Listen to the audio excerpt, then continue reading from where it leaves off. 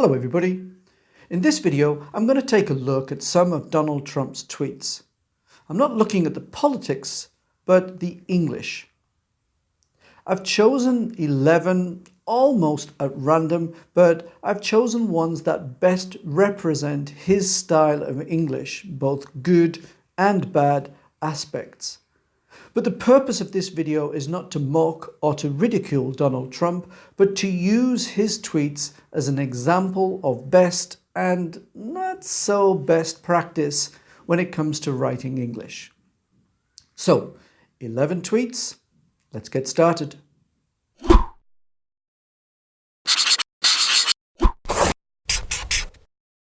Tweet number 1. I know it is not at all presidential to hit back at the corrupt media or people who work for the corrupt media when they make false statements about me or the Trump administration. Problem is, if you don't hit back, people believe the fake news is true. So we'll hit back. One of the reasons why I chose this particular tweet is because it contains a zero conditional. We have 4 conditionals in English. And they are very unhelpfully named 0, 1, 2, and 3. This is the zero conditional, and I'll get back to that in a second. But another reason why I chose this particular tweet is because it represents something that Donald Trump does a lot in his Twitter feed, which is put random punctuation and random capital letters that really don't need to be there. And a great example of that here is the comma before or people. The or does the job of the comma. So we don't need a comma there, and we don't need a comma after corrupt media. So moving on to the zero conditional. If you don't hit back, people believe fake news is true. We use the zero conditional when we want to express a likely outcome from an event based on previous experience. And we use the simple present on both sides of the sentence. So the simple present on the if side and the simple present on the impact side. And here, Donald Trump gets it absolutely spot on. But then he has a full stop and he starts the next sentence, so we'll hit back, as the sentence. And we should never start a sentence with so. At the very least, that should be a comma. You could argue that it should be a semicolon, but regardless, it certainly shouldn't be a sentence. So on this tweet, zero conditional is correct. There's some punctuation problems. So on a scale of 1 to 5, I'm going to give it a generous 4. Okay, tweet number 2. Mexico will try very hard. Okay, simple future, not a problem. And if they do that, this will be a very successful agreement for both the United States and Mexico. Okay, in American English, they tend to put a comma before the word and much more than we do in the United Kingdom. So I let that go. What this does represent, however, is the first conditional. If they do that, this will be a very successful agreement. And we use the first conditional almost in the same way that we use the zero conditional. But whereas the zero conditional is something that represents a likely outcome time after time after time, the first conditional we use to simply express a likely outcome for the next time that the initial action happens. So here, if they do that, as in if Mexico try very hard, this will result in a very successful agreement. So as a first conditional, that's fine. Then there is a bit of a problem because he then says for both the United States and Mexico. We don't need both if we are also saying the United States and Mexico.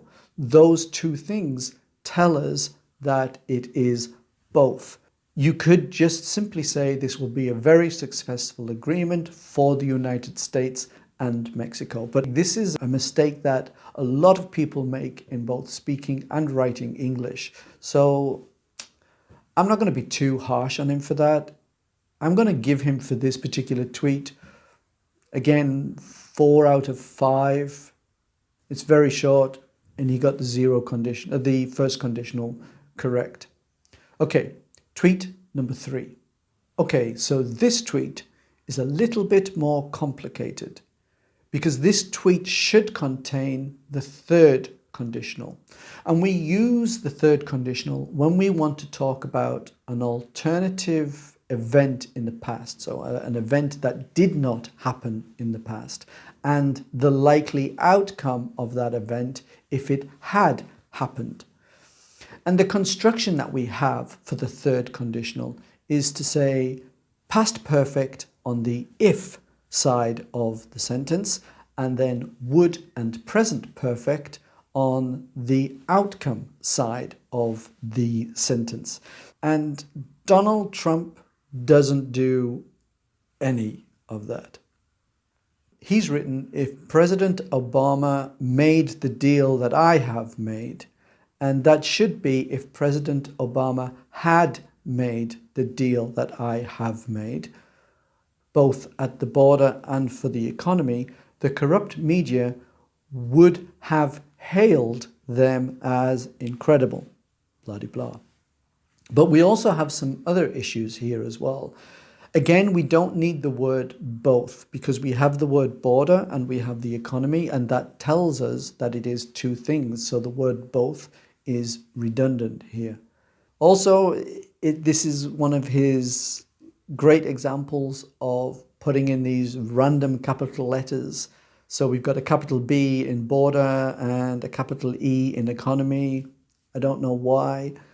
I'm going to allow him the capital C and M for corrupt media because he almost makes this a title. This is a theme that runs through his tweets about, the idea of a corrupt media. And then he almost gets it right. And then he says, and a national holiday would be immediately declared. And it should be, would have been immediately declared. With me, despite our record setting economy, again, capital E, and all that I have done, no credit. So again, we have a bit of a problem here because the economy and all that I have done. So does that mean he didn't do anything about the economy? Because he's separated those two. He said the economy and all that I have done. Two different things. I don't think he actually meant to say that.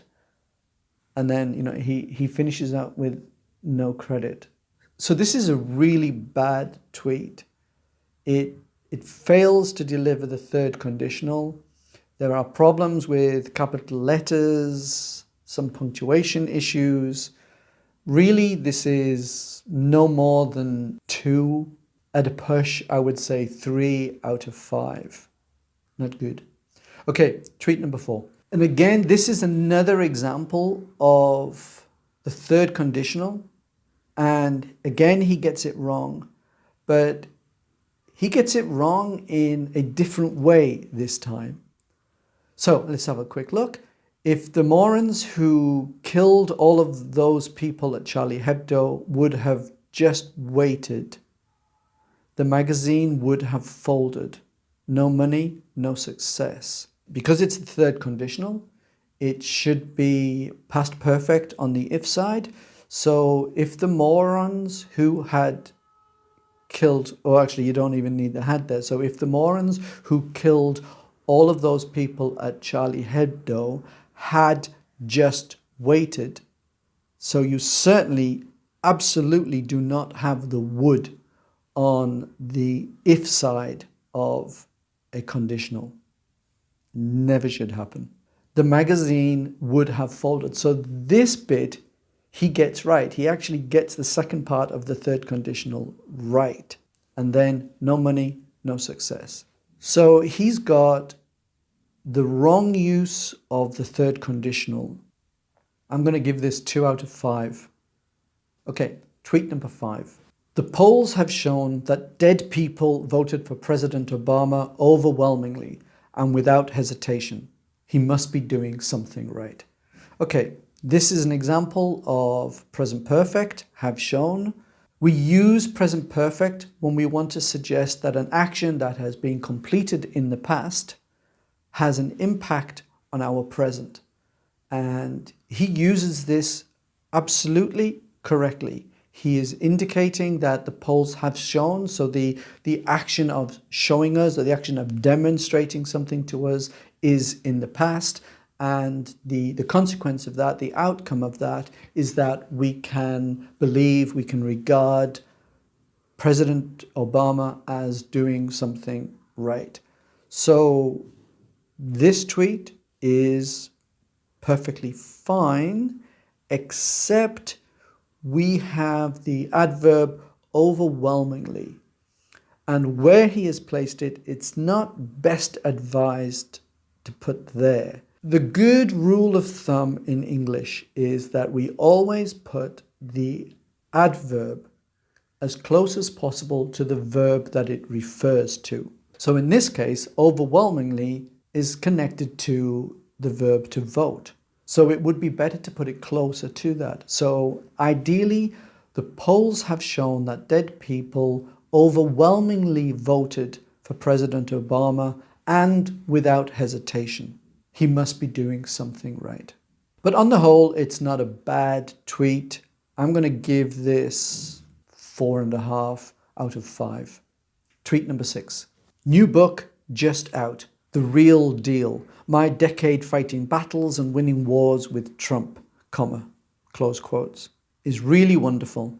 It is written by 2 people who are very smart and know me well. Okay, so the first thing is the comma inside the quotes that represent the title of the book.